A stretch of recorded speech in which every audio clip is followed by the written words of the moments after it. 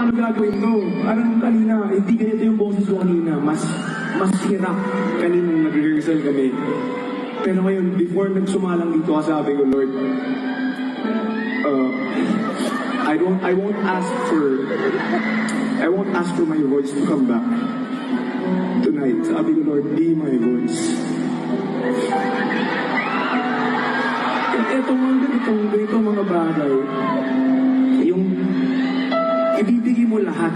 Kasi syempre, I wanna give everybody the best show, the best SNM they can experience. Kaya ngayon, bibigay ko ang lahat para sa inyo. Kaming lahat na nandito. Yung nararamdaman kung meron mang nararamdaman isa sa amin na parang ganito nangyayari talaga, pero it won't stop us from giving you guys the best experience you can have tonight. Ang sobrang saya ko lang kasi kung kailan ko kailangan ng tulong galing sa Diyos, kayo yung audience ko tonight. Hindi nyo lang alam, kayo yung naging instrumento para ituloy at ituloy at ituloy namin tong show na to tonight. Kayo ang dahilan kung bakit ganito masaya ang show natin ngayong gabi. Sabi niya, napakaganda. Sabi ng kaibigan ko si John Roa na nanonood ngayon, si J. Roa nandito ngayon. Hello brother. J. Roa.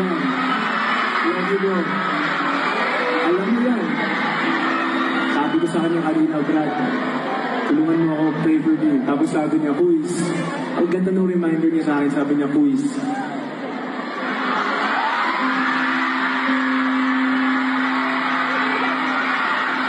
Ano yung sabi mo bro? Sabi niya, His presence is perfected in our weakness. So, ito yung wala kami masyado ngayon kung meron mang mga hiccup lang, physical hiccup lang to, sabi mo. Pero, pag nandiyan ang Diyos sa tabi mo, lahat posible. Lahat matutupad. Thank you brother, I love you. Maraming salamat. Maraming salamat sa inyo lahat. Alam mo, ending na, no? Pang 5 kanta pa lang to eh.